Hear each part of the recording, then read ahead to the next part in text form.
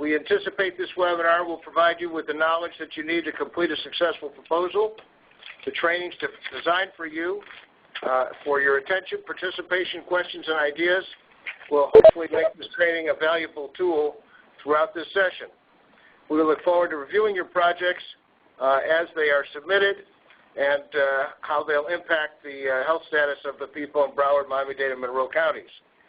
We hope you all have the opportunity to work together in our various priority areas and the way those priority areas are integrated within the foundation. So let me just again leave you with the thought that we're looking forward to getting your proposals, but in any event, the issue here is not that we're working on a transactional activity with the foundation, but it's part of our relationship as we work together throughout the way of improving health in our community. And having said that all, I'd like to turn that over to Jakes. And Jakes, thank you. Thank you, Dr. Marcus. And welcome, everybody. This training program will address an array of topics that will give you a better understanding of what the foundation is looking for in the full proposal. This is the agenda that you see on your screen for this session. Next up is introductions from the program staff. We'll focus on some questions in the application, the budget form, and an in-depth discussion about completing your work plan and outcome measurement matrix, as well as a question and answer at the end of the session. If you have a question during the presentation, please feel free to ask the questions during the allotted times. You can do this by electronically raising your hand or typing a comment in the box on the bottom left of your screen. We will be sending you an email with an evaluation form and a copy of this PowerPoint presentation as well. Pete, can you start us out with introductions of the program staff? Sure. I'd like to just to say that my name is Peter Wood, and I'm the Vice President of Programs and Community Investments at the Health Foundation, and I'm in charge of all the grant-making processes and procedures. Good morning. I'm Janice Schultz, and I'm Senior Program Officer and Director of Research and Policy here at the Foundation. I primarily oversee the healthy eating and active communities, as well as the preventive health measures priority areas. Hello and welcome. I'm Osiris Rojas, and I'm the newest addition to the Health Foundation family. I manage the grant application and grant cycle process. I also help lead the research, design, and implementation of the oral health and primary care priority areas. Hi, everybody. Good afternoon. I'm Gabrielle Solomon. I'm Research and Program Associate here at the Foundation. So in addition to being involved in program monitoring issues related to all of the priority areas, I'm also a lead researcher here looking into best practice models and other public health events to continue refining and improving our funding. Hi, I'm Jakes Olson, and I am the Grants Administrator at the Health Foundation. I will be available to assist each and every one of you with some technical questions that you will have as you fill out your electronic application. Okay. In getting started in developing your application, think of this road sign. Make sure you answer the past, present, and future questions.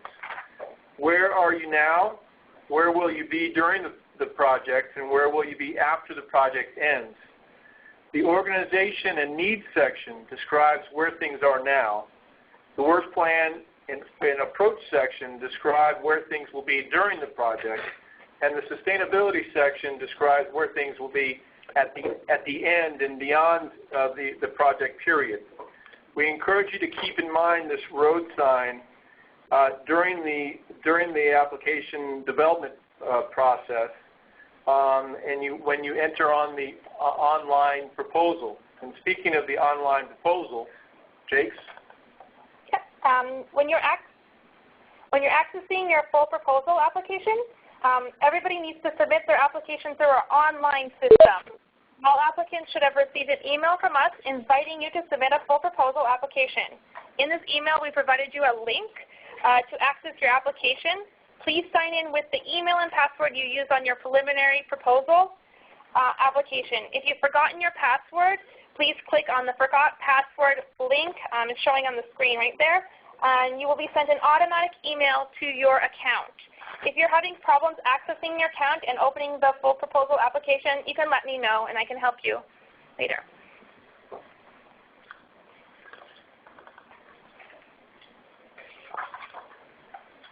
Okay, this is Pete again. Everyone likes insider information. We have a few tips that we'd like to share. Tip number 1, really try to convince the proposal reviewer that your approach is the best approach. If at all possible, try to link your approach to methodology that's been proven to work. Tip 2, demonstrate that within your budget page that the Health Foundation will be, in a sense, collaboratively funding the project. This can include resources from other grants, from your own operational budget, from fees that are generated throughout the project period. But we at the Foundation place a premium on collaborative funding. Tip number 3, reaching and potentially benefiting 500 residents here in South Florida is better than reaching 400 residents, all things remaining equal. So keep in mind that when you establish your own project target numbers. The next tip would be that the Health Foundation loves the idea of helping to strengthen your organization and the health system in general. So whenever appropriate, try to think about ways in which this project will strengthen your organization and build that into the work plan and scope of the project. The last tip would be take time to think through what is likely to happen after the grant period. Capture your thoughts into the sustainability section. This section is often underdeveloped. Jakes, what's new as people dig into the application process? Well, Pete, there's lots of new changes that we have. If you have filled out a full proposal in the past, there's some changes that we hope will make your task a lot easier. Go to your application right now.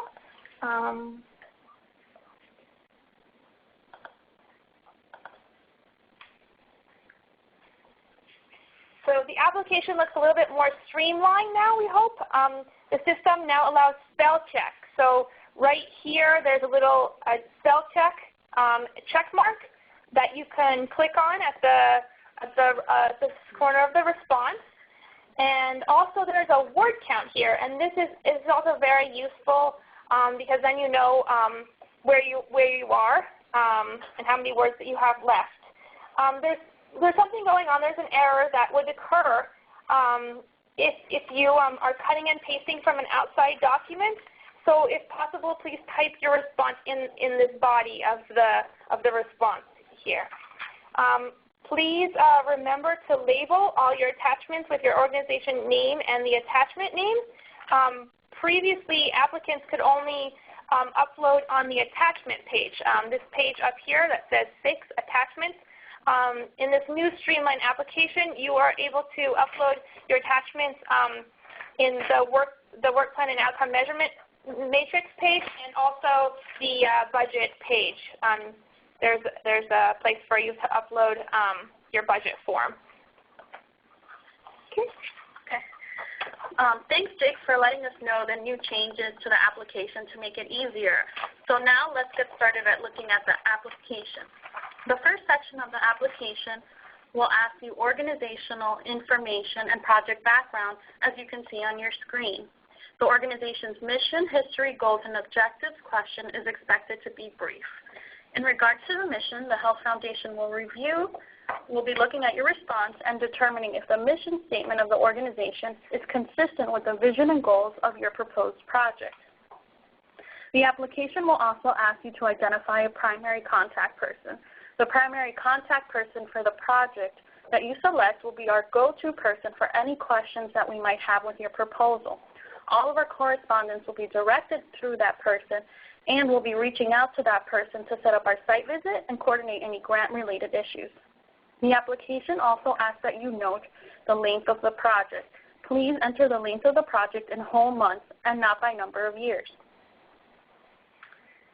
The next organizational section is a little bit more in-depth than the previous that we just talked about. This will be a chance for you to provide additional information that explains why your organization is qualified to provide this service or program.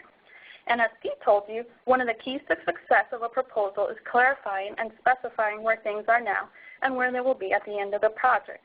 The needs section is where you'll talk about where things are now.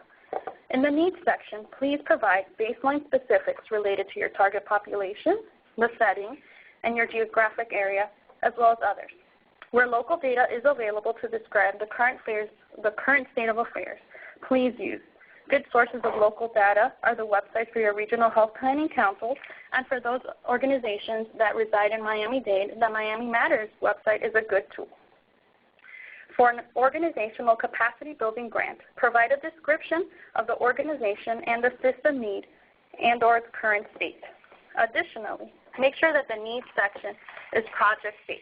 For example, if your organization solely provides services to people living with HIV/AIDS, but you're requesting a grant to upgrade your IT system, in that case, the needs section should not include the needs of people living with HIV/AIDS, but rather the current state of affairs or the current organization's IT needs.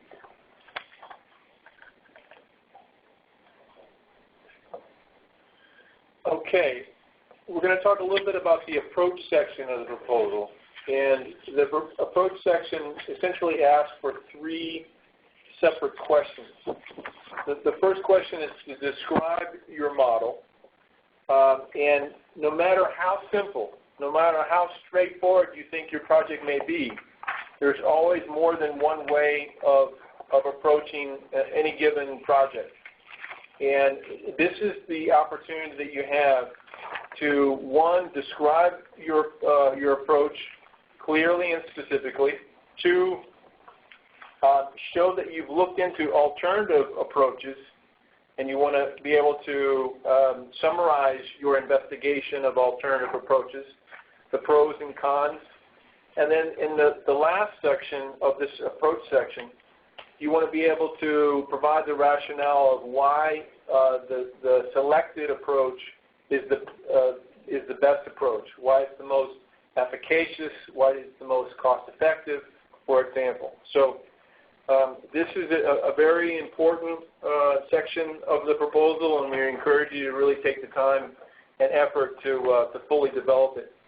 On the next page, or the next slide, there's an example related to a direct service project. For those who are going to be developing direct service projects, you may want to look this over, and if you have questions later on in the webinar, you're free to ask. The next section is the collaboration section. This is really your opportunity to be able to identify who's going to be a part of the project. Those are individuals and players that are maybe all internal to your organization, or they may be a mix of internal and external players.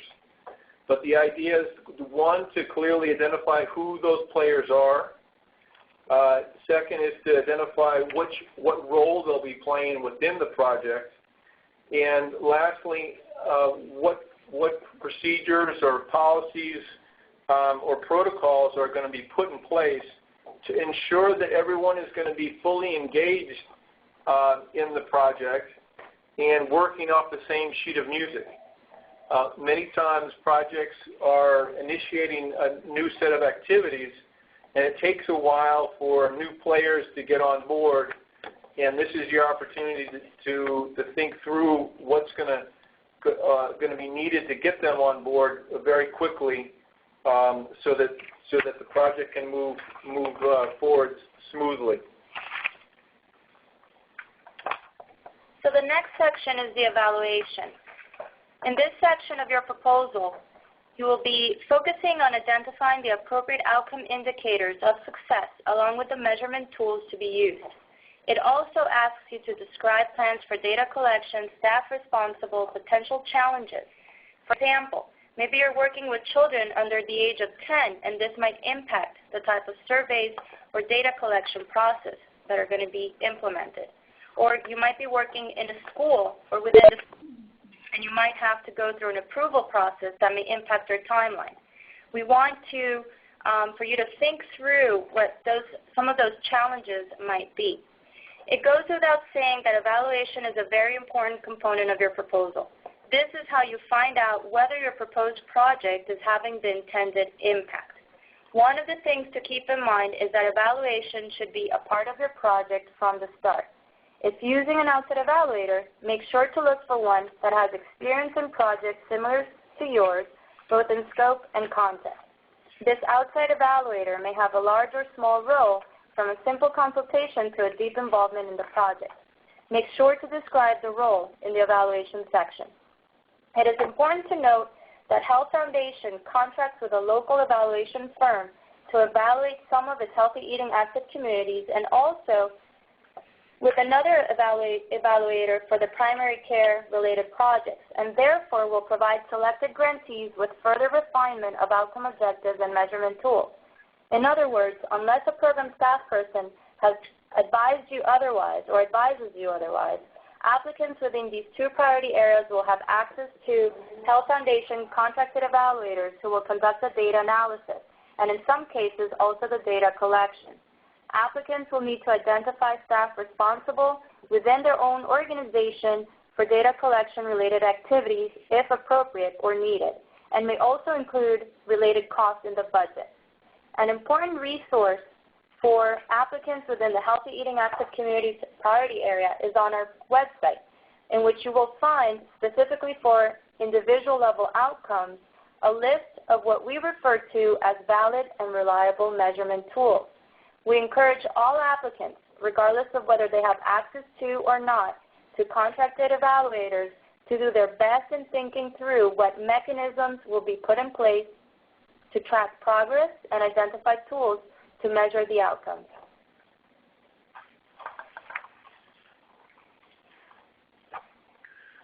Okay, the sustainability section.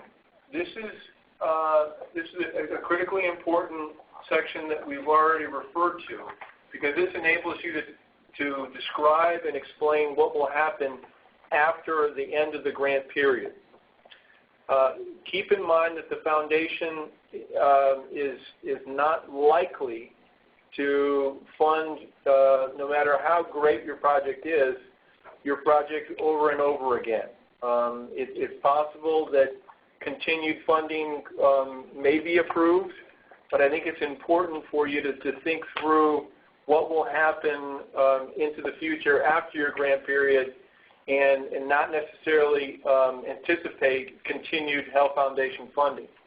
What kind of funding will be necessary in its next phase, and how will those resources be put into place?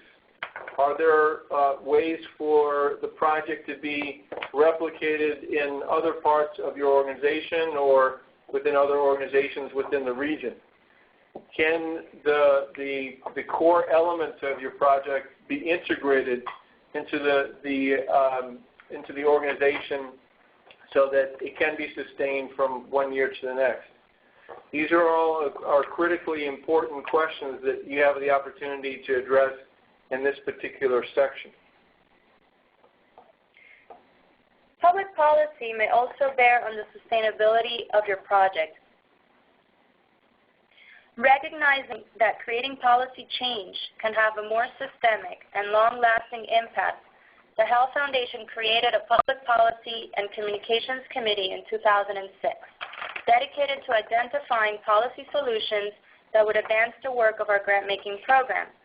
Through this process, we have sought to assist our grantees and community partners like yourself gather pertinent data and information, analyze research findings, and identifying policy options to support advocacy efforts that lead to improved access to quality and cost-effective healthcare for all South Floridians.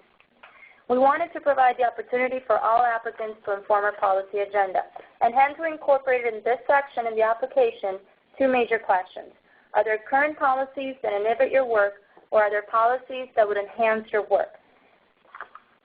We ask that you think through policies that are having either a positive or negative effect on your work, and what change would improve the situation.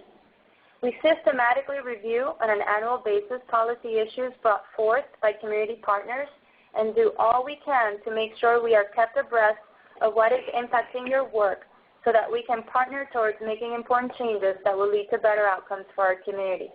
Please note that when we refer to policy, it could be at the federal, state, and local policy level.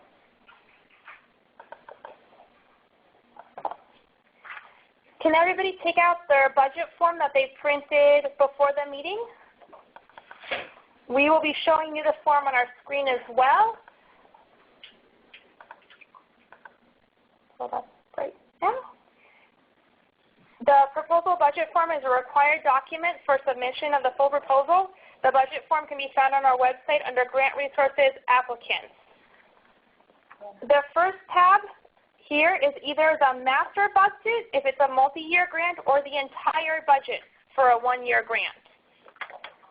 For a multi-year project, the budget form has tabs for each year. Tab 1 for multi-year project, year 1, tab 2, year 2, multi-year project.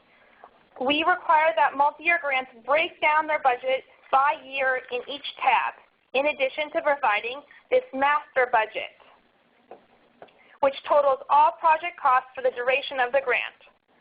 For a one-year grant, you can ignore or delete these 2 additional tabs, the year 1 tab and the year 2 tab, and just use the master budget. The fourth tab here on this Excel document is titled Capital Budget Form, and I'll explain this capital budget form to you also. This form can be modified as needed.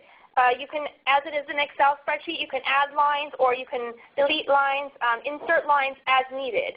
To start, please fill out your organization's name and the project title. At the top of the page, the proposal budget form is an overview of all of your budget expenses. When filling out the form, please include only the budget for the proposed project, not your total organizational budget, just for the project. Under the salaries, in this column to the left here, this is for any staff persons who would be hired with the grant funding. Please note that the percentage of their time would be allocated for the project in the blank line here. For example, a position would be a data collector, 10% funded by Health Foundation. It would be marked here, and then the amount here. The first column already has Health Foundation filled in. Under the Health Foundation column is where you would include all of the Health Foundation expenses you're requesting for this, under the Health Foundation column is where you would include all the Health Foundation expenses you're requesting for this project only. The total expenses near the bottom of this form should equal the amount you are requesting from Health Foundation. In the next column over is where you would include additional funding sources. And you can rename this column to the funding source as well. And then if you need extra columns, remember you can always insert columns and delete columns if that's also necessary. Please also list whether the funding source is a pending funding source or a committed funding source. The fifth column over here, this in-kind column, and all in-kind must be reflected in this column. If you have indirect costs, you would need to add rows in the Excel spreadsheet. Health Foundation does not fund indirect costs unless they're itemized as separate line items. Universities are required to waive indirect costs, also include administrative and other operational costs as separate line items in the amounts that they are being increased or operates the proposed project. Indirect costs must be listed as items and may not simply be a percentage of the project cost. There is also a line item for capital items.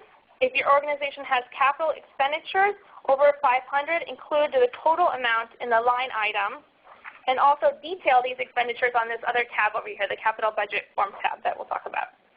Along with your budget, you will have to submit a budget narrative.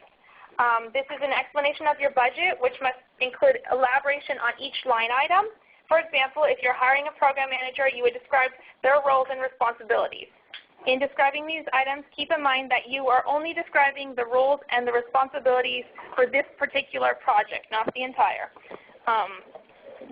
roles and responsibilities. This is the capital budget form. The capital expenditures over 500 must be detailed on this form. On the right-hand column, you would list the items, provide a description, total cost. This can be an estimate, as you might not know right now. The future date of purchase, this date of purchase, it can be a future date of purchase, and it can be an estimate as well, so maybe in January. And funding sources as well. You can message me now or raise your hand feature to let me know if you have any questions. Let's see if anybody has any questions. I see a hand raised I see a couple hands raised. Okay. Hold on a second here. Let's see, I'm going to unmute everybody. The conference has been unmuted. So let's start with Luigi. Yes, you had said that you wanted us to indicate whether the funding was committed or was pending. Where do we do that? You can change this where it says funding source. You can type that under here. You can say committed under you can just get rid of the source because you're just going to say the organization name, and then you can abbreviate it as well and just put pending or committed. Okay. Yeah. So you want it in the budget form, not in the narrative. You can also put it in the narrative as well, but in the budget form definitely. Okay. And in the narrative as well. Does that answer your question, Luigi? Yes. Thank you. Okay. And so the next person we have is Tom.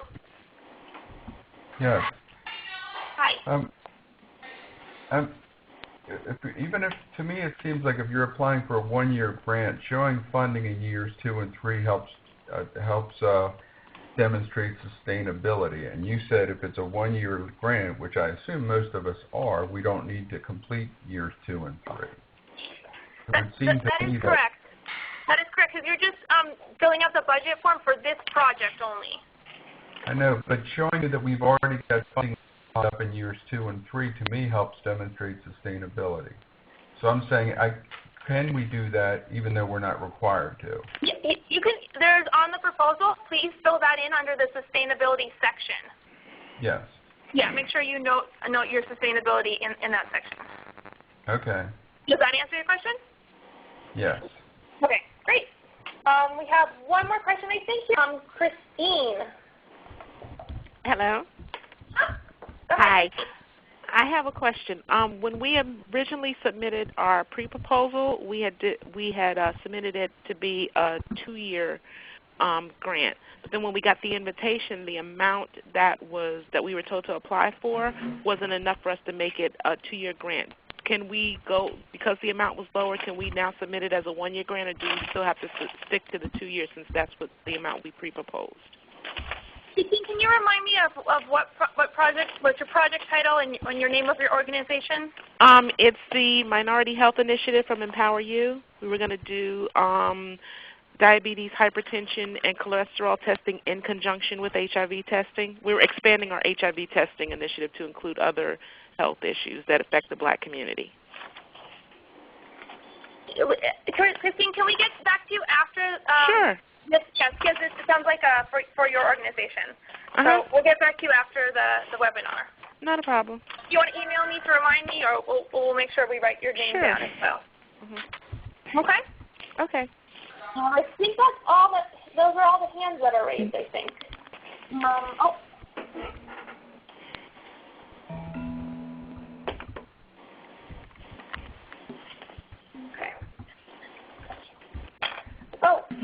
We also had a question from before from Luigi. I think it was for Janice. And he wants to know if you have to contact the evaluator before you would submit the application. I think that we can certainly discuss that. Luigi, are you under the Healthy Eating Active Community area? Luigi, are you on the line? Sorry, I was muted. I'm here. Yes, we're in the healthy eating, active communities priority area. Okay, so we can have a conversation after if you haven't done so already. What was the name of your organization again? Pride Lines Youth Services. Okay, so why don't we have a conversation after, and then we can determine whether it makes sense to contact the evaluators this time period, or if we can move forward without having that conflict. So a program staff person will definitely connect with you. Okay. And are you guys calling me, or do I need to call somebody? No, we will contact you. Okay, thank you. Okay, it looks like we're done with the questions for this section, so we're going to move on to the work plan and outcome measurement matrix, and I'm going to mute everybody again. The conference has been muted.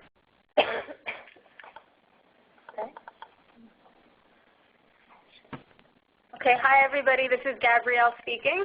We're going to start with the work plan and outcome measurement matrix description. Again, I know Jake's already mentioned that this is on our website, but if you don't have it up, it's on our grants tab on the top left under applicants. You could pull up this document. I imagine that there's different levels of familiarity with everybody on the call with this document, so we're going to take some time to walk you through each step. It is an important component to your proposal, as it's really designed to map out what your project plans to accomplish and how you're going to accomplish it. It's almost like your work contract. So as I go through each part of the work plan, try to think about how each component relates to your individual projects. I'll give you, some brief examples as I'm speaking. However, my colleagues will then walk you through a more completed version. As you see on your screen, there are some visuals on this document. Don't worry, that's not a requirement of your proposal, but after I go through the more formal descriptions, I'll go through what these visuals are. They're intended to be kind of buzzwords to keep in mind as you're developing each component to the work plan. Okay, the first step is pretty simple. Just make sure to title your document with the organization and project title. Moving down to your goal or goals, we think of these as general, concise statements of what your program is aiming to accomplish. There doesn't necessarily need to be a measurement component to this, but a well-written goal should include some sort of a strategic focus. Think of the goal or goals like kind of the bird's eye view. When you're developing your goals, think about the characteristics of your target audience and what you're trying to ultimately accomplish. Quick example of a goal could be improving the oral health status of children through delivery of a dental sealant application program. It's short, it's to the point, but in that sentence you have kind of spelled out what you want to do and who you want to reach. I said you couldn't have more than one goal per project, but make sure that you have different pages of a work plan because each goal will require corresponding objectives, etc. Moving down to the first column on the left, your outcome objectives, or the why. So why are you doing this project? Outcomes are really your changes, results, improvements to a health state or status as a result of doing your project. They have a more narrow focus than goals, and they could measure changes or results at various levels, from individual change in knowledge, attitude, behavior, to larger scale changes to policy, environmental systems, or organizations. Your outcome objectives should include a baseline, which is a comparison to where you are now to where you want to be as a result of this project. You may or may not be familiar with the term, the acronym SMART. SMART objectives are they're kind of characteristics of a well-written outcome objective. They stand for specific, measurable, achievable, realistic, and timely. So specific relates to what exactly do you want to achieve. Measurable, you should be able to show that you're meeting each outcome objective.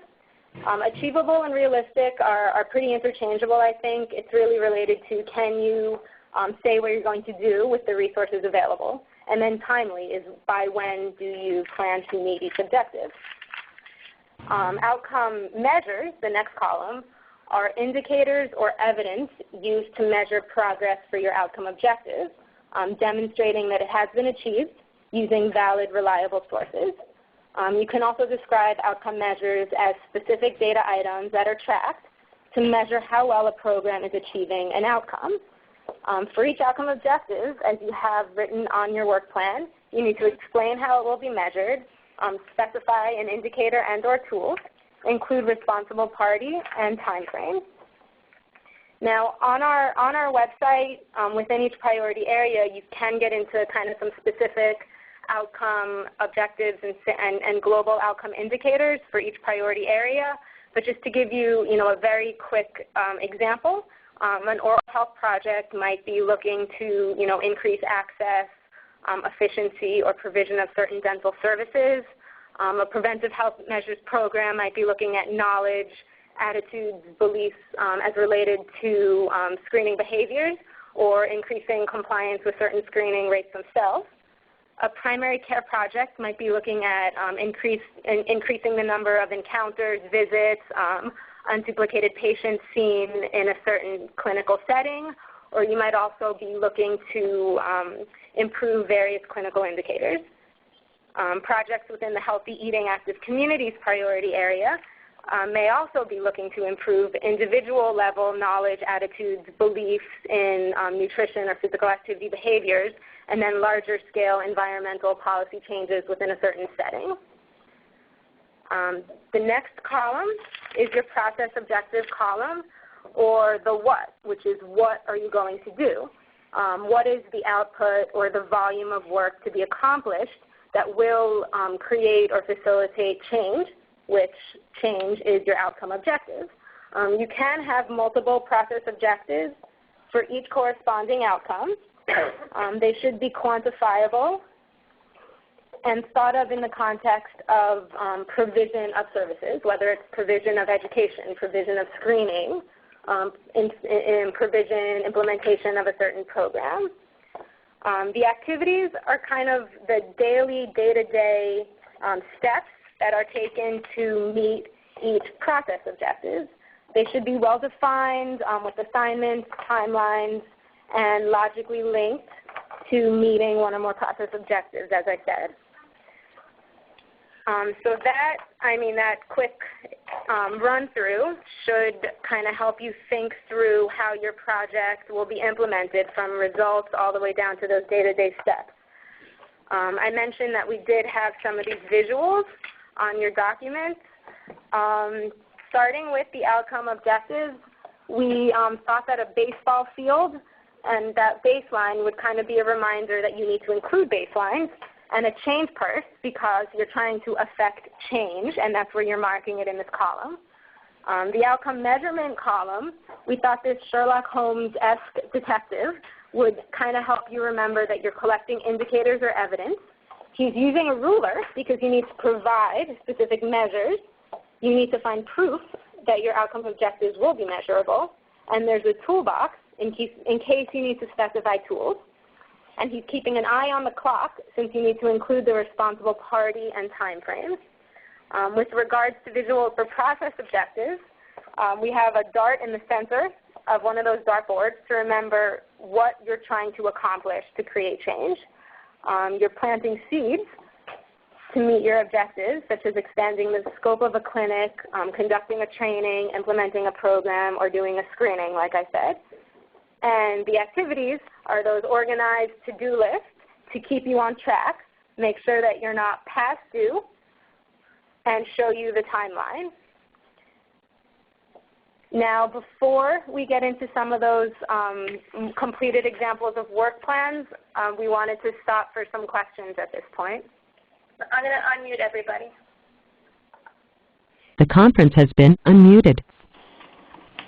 And I'm sure that was a lot to take in all at once. Okay, we have Kelly. Your hand is raised. Kelly, would you like to do you have a question? Yes, I do. I'm paying attention to all of these details, but what our pre-proposal requested was a feasibility study, and I'm not 100% confident of how I approach the study of what we ultimately would like to know all of the outcome measurements, the data collection, and the sort of day-to-day stuff, when sort of our study is going to help us determine that and whether or not we should go forward. Right. Well, I think that that in some ways, we can give you some off-the-cuff input right now, and then if there's some need for further consultation, we can set up a phone call. But okay. What comes to my mind is that one option would be to say that your outcome objective is to have completed a feasibility study that answers your questions, and that's the desired outcome. As well as potentially, I guess, identification of that next step, which would be embedded in your plan. Okay. Kelly, does that answer your question? I think that helps me get started, yes. Okay. And then we have another person, his name is Pietro. Hi, how are you? Hi. Hi, thank you. Thank you for this presentation. I just have a question about the outcome measurement matrix. I see that you have templates for different components like the policy, direct services, and organizational capacity. Now, can you hear me? Yes, we can. Okay, good. If the scope of our project really has to do strictly with direct services, then we just complete that section, correct? We're a little confused by what you mean that we have different templates for the matrix. There's really one template for the work plan and outcome measurement matrix. And yeah. No, I'm sorry. I'm referring to the sheet with examples of you provided us a sheet with 3 different examples of the outcome measurement matrix. Right. One called organizational capacity, one called direct services, one called policy and environment. Yes, so those are meant to provide you with examples of what the language might look like. For example, if you have a direct service grant, which is going to be focused on, maybe changes at the individual level, whatever, if it's a health issue or whatnot, and then the process objective is focused on the services, which is going to defer if you're dealing with a policy or an organizational capacity building type of project. Great. And also another quick question, is it okay if we have one overall goal to list that one goal only and then just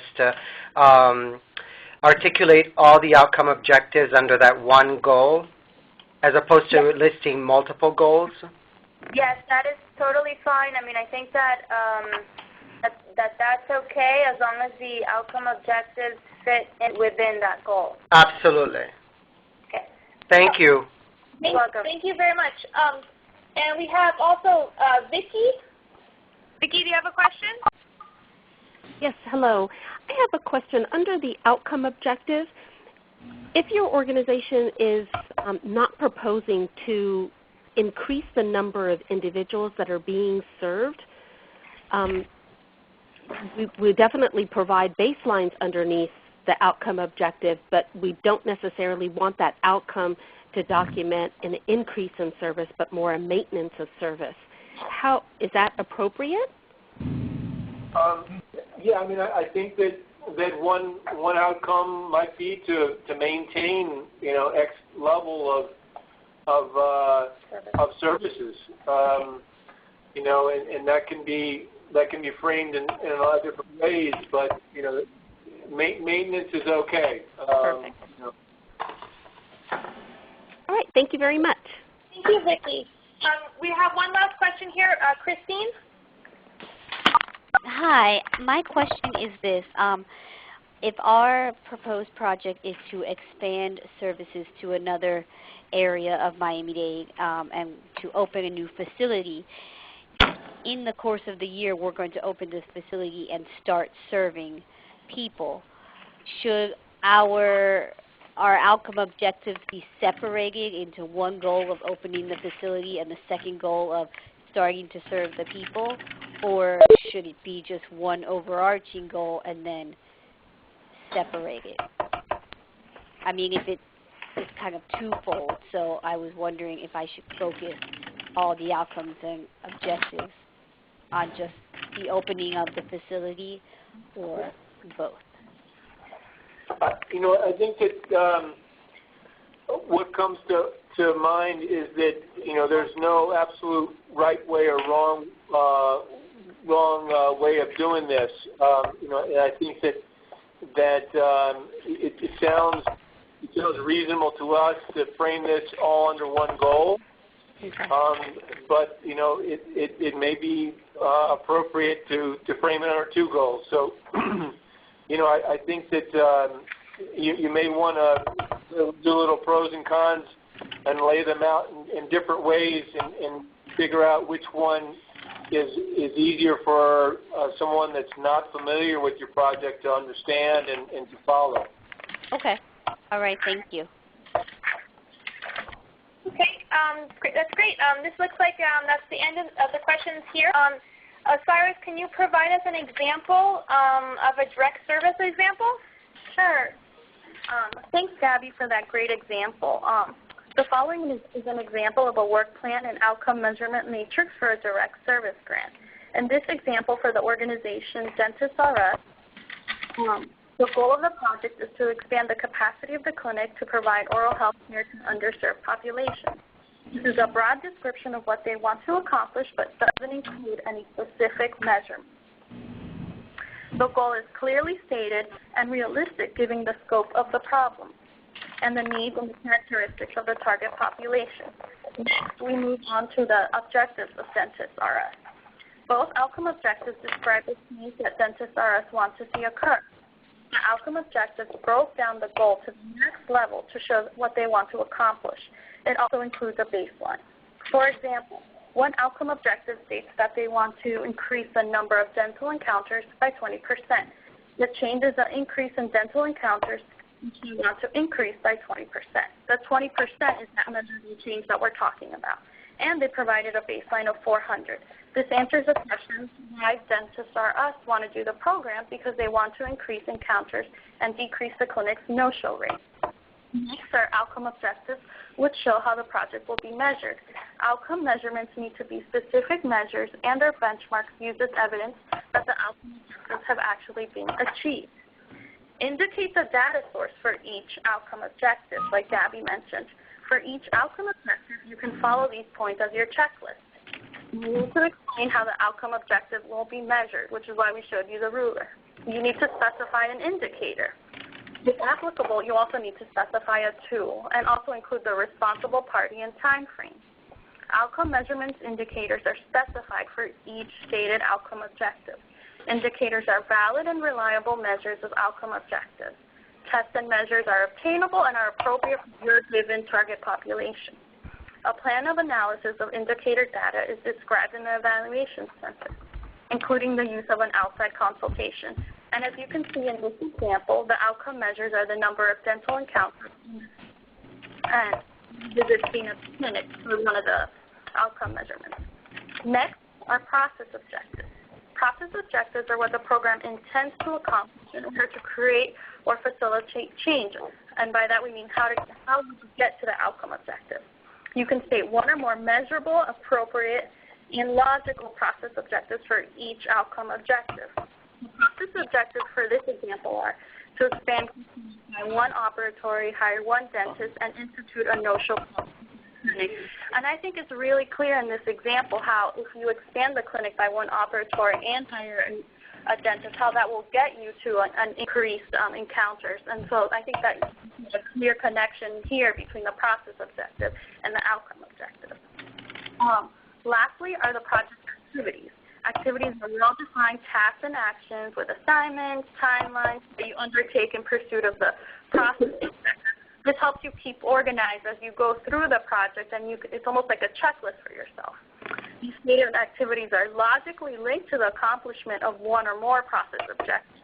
So make sure that each activity also has a staff person and due date. And for example, here you can see that the activities include purchasing the equipment, advertising, hiring a dentist, and developing a no-show policy.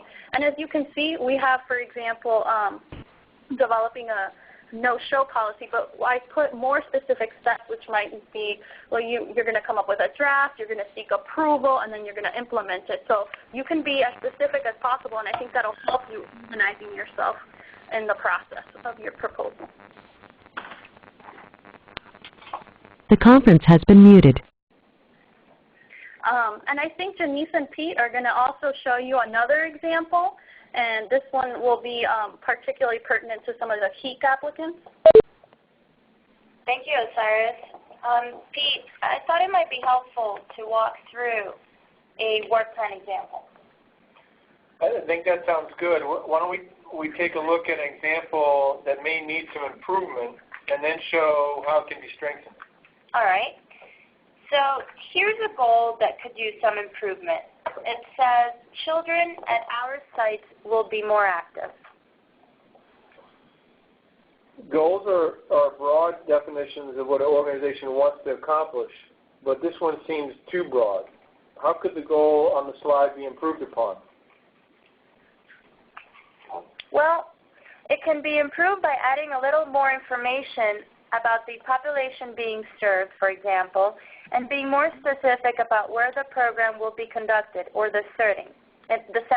In other words, the goal can be strengthened by narrowing the scope and including the specific location. So, for example, to improve physical activity of children ages 5 to 14 during the time spent in after-school program at ABC sites. Oh, yeah. I see now that the goal is more focused and better conveys what the project is really going to do.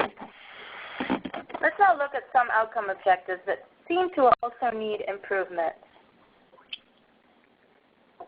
What is lacking in these outcome objectives?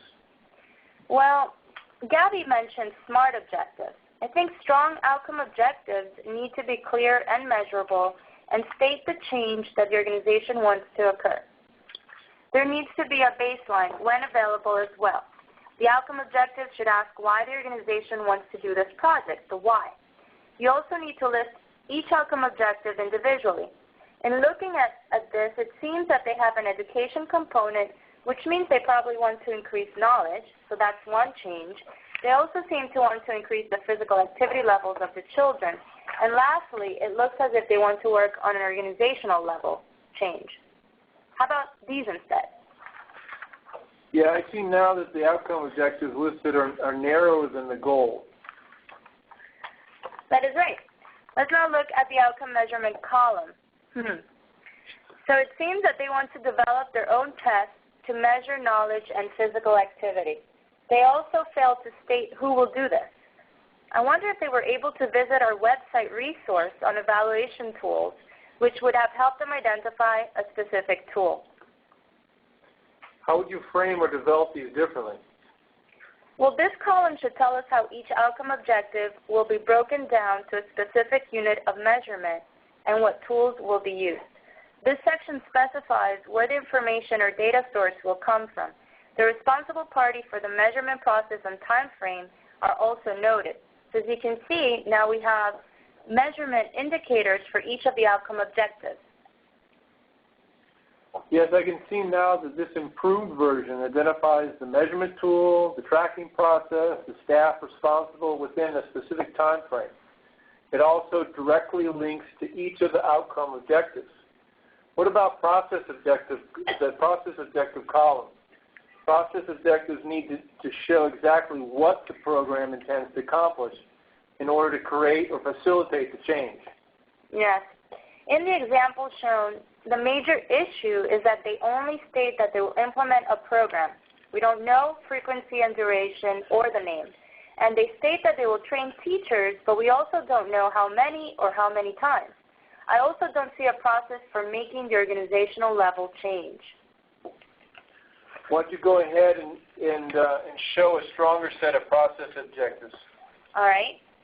You can see that this set of process objectives are more descriptive about the training to be provided for the teachers, frequency of implementation of the program, and it also mentions efforts to work on adopting a policy for the organization. The last column on the right is for an organization's activities. The activities column needs to be well-defined tasks and actions that will help you accomplish the process objectives. It should also include timelines and responsible party. Something like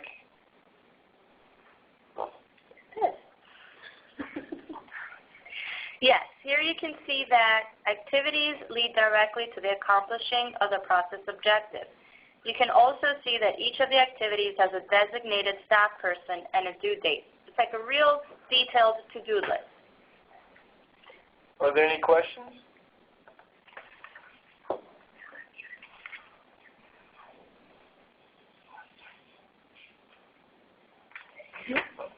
The conference has been unmuted. I've unmuted everybody, so you could raise your hand and ask a question if you have a question. I see that Jim has a question. Jim, would you like to go ahead? Yes, I've got a question pertaining to the process objectives with respect to, let's say, if our outcome objective is to provide an increase in numbers served, or increase in just an increase in services. Does the process objective need to focus on the quantity that's being increased or the overall quantity?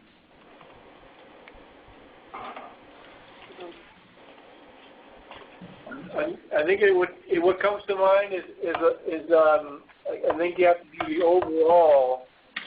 But I guess there's a couple things come to mind. One is if it all depends upon how you frame the project. If the project in the budget in the proposal is for the overall service delivery, then I think it makes sense for your work plan to incorporate the overall. If the grant dollars and your budget is just focused on that increased level and does not incorporate the other services, then therefore it makes sense just to have your work plan matrix and your budget focused in on that added value. Does that help? Yes, actually that does. Okay. Okay, so looks like there's no more questions, so I'm going to mute you all again. The conference has been muted. Great. Thanks, Pete and Janice, for that great example and for just showing us the process of how you might go from perhaps not a detailed work plan matrix to a more refined and robust one.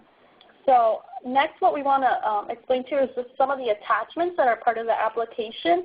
On your screen, you can see a list of attachments that are necessary and that are required actually for the proposal application. Please include all required attachments. The budget form and the work plan and outcome matrix, like Jake showed you before, can be uploaded on the body of the application, but can also be left to be uploaded at the end.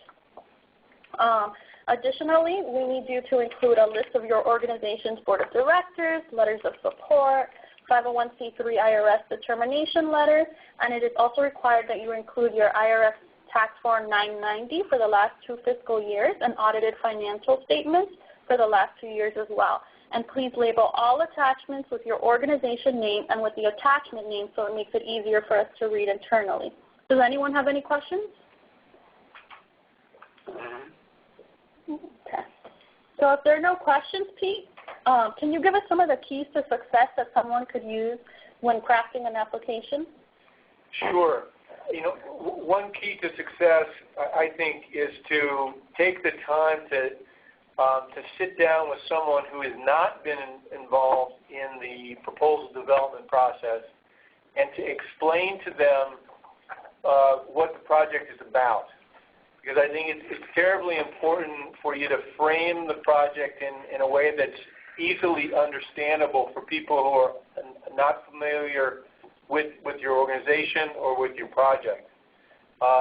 Test out different ways of framing it and get impact or get input from the people you're telling your story to. It's important for you to have a complex story, but an understandable story. The second key to success, I think, would be how you come up with your outcome objectives and framing your outcome objectives in the most measurable way.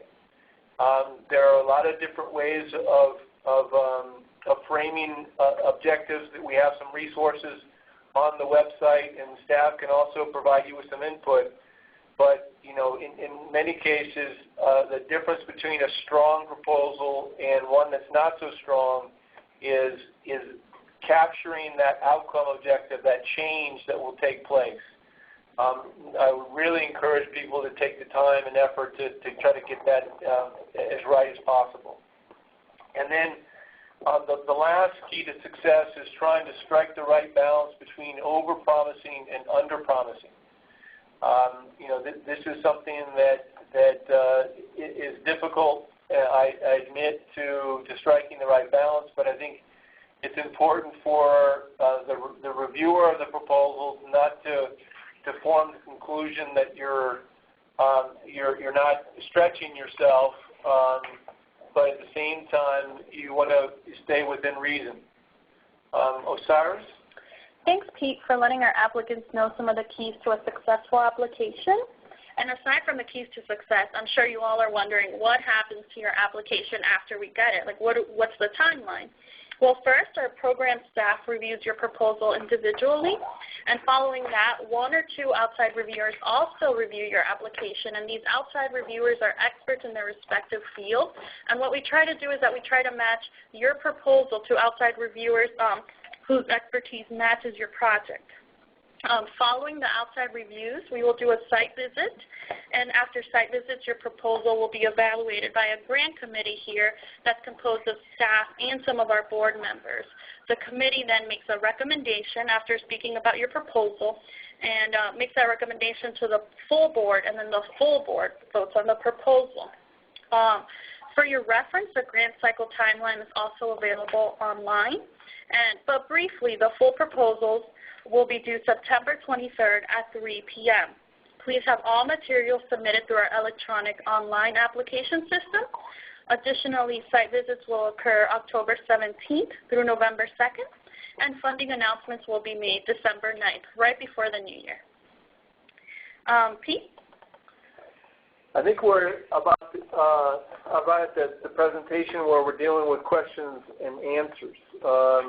And so, again, here's another opportunity for you to think through what you've heard today, what the materials you reviewed, and to make sure that you end the webinar with your questions answered and you feel like you have a better handle on the process and on what the Health Foundation's expectations are, and you feel more confident that you'll be successful. Any questions? The conference has been unmuted. The conference has been unmuted. Okay, so it looks like Kelly has a question. Kelly, what is your question? Hi. On the documents that have to be submitted, it says that they have to be in by September 23rd. Is it possible to submit in stages? Like, let's say I finished the application, but I'm waiting on some information. I'm waiting on the audit information. Can I submit it in stages, or I have to submit it all at once? The application actually won't allow you to submit it unless you have all of the required information. Okay. It has to be submitted all at one time.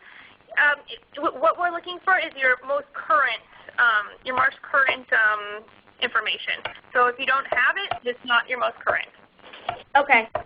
Okay, does that answer the question? Yes, it does. Thank you. Okay, what about Beverly?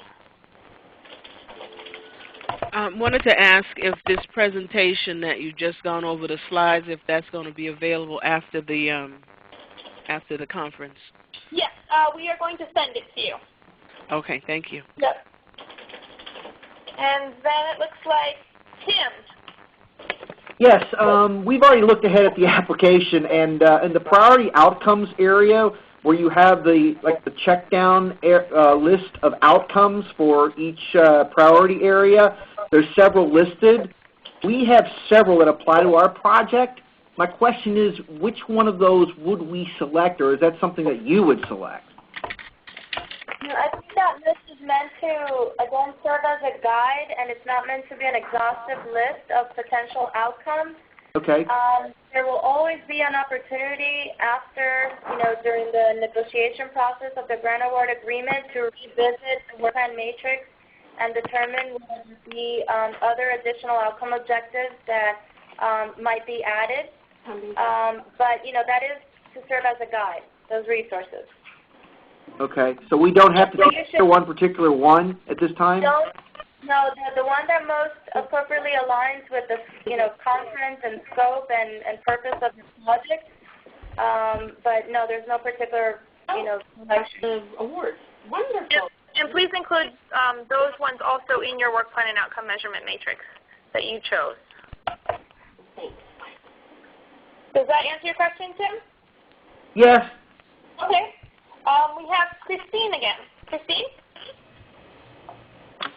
Hi, I typed it on the, Oh, you typed it, okay. yeah. Do you want to say your question, or? Sure. So in the actual web tool, in the question that asks about identifying the other grant-making organizations supporting your agency, do we list every funding source that our entire agency has, or just the funding sources for the program we're asking for money for? That's a good question. I think that if the list is so very long that it's going to be one take so much time, or there's not going to be space, then I would prioritize those funders who are funding a project that's similar to the one that you're applying for. Right. And I guess I would also maybe prioritize those funding sources that have larger dollar amounts, which may or may not reduce the list. Does that make sense? Yes. I mean, specifically, Easter Seals has elderly services, children's services, and disability services. So to me, it would be way too cumbersome to tell you guys funding sources for our children and our disabled when this particular project is for elderly, and we have a slew of, funding sources. So my thought was it would make, in 200 words, make more sense to just list for the overall area that we're looking for. That's fine. That's fine. Okay, thank you so much. Tom, do you have a That question? just answered my question. And then we have Lana. Yes, thank you. If we have more than one individual that we are hiring in order to, for example, in your process objectives on the direct services, you have an example that says expand clinic by one operatory and hire one dentist.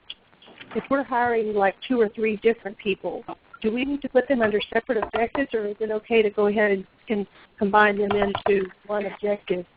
I think it's fine to clump them together and to hire staff. You may want to put in parentheses, what positions those are, but you don't have to separate them out, I don't think.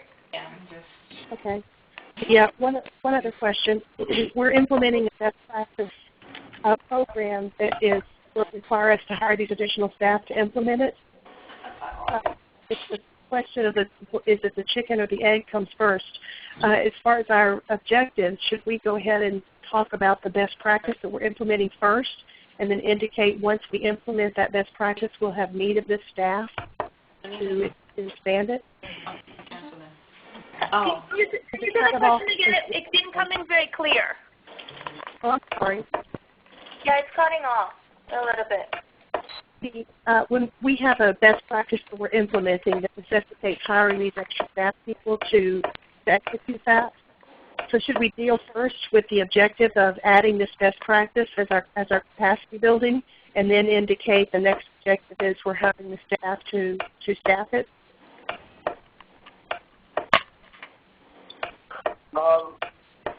I think that I think that it makes sense to incorporate both components into the into the work plan matrix. You know, in some ways, you know, you could say that, you know, as a process objective, you've got the training necessary, the curriculum maybe necessary, the hiring of staff necessary, and then your outcome objective, or one of your outcome objectives, is to be able to implement the program with fidelity, with high program fidelity. Okay. The reason I ask is it seemed like almost all of our process objectives fell under the one goal of increasing the number of people we got through this process. And it seemed like my process objectives would be really long if I did that, because we have to train people, hire people, and then implement. And I didn't know if I should break that up into further outcome objectives, but all of them will aim at getting more people through this system. Yeah. You know, I think that What's the matter? what we could do is we could schedule a time for us to touch base over the phone and give you some consultation, because it's not clear, you know, how to advise you at this point. What organization are you with again? New Hope Corps. Okay, thanks. We'll be contacting you. And it looks like we have one more question here from Laura. Hi, can you hear me okay? Yes, we can. Awesome. This is Laura from the Open Door Health Center in Homestead. Just a quick question. We're going to be most likely applying for a 2-year grant and, for example, like increasing the number of patients that we serve. So my assumption is that we would need to have 2 separate work plan and outcome measurement matrices, one for each year? No, at this point you're going to have one work plan matrix over the 2-year period. Okay, so I can say we have so many patients we want to add the first year and then so many the second year. Correct. It would be your total, the total of the 2 years, your goal for those 2 years. Okay, so just combine them together. Yes. Gotcha. Thank you. And then we have one comment here from my chat box here from Carol. And Carol's asking, does the city submit the entire budget or just the related department? That's for the attachment, by the way. For the attachment? You can just submit for the related department. Okay, thank you very much. Thank you all you. for attending. Have a great day.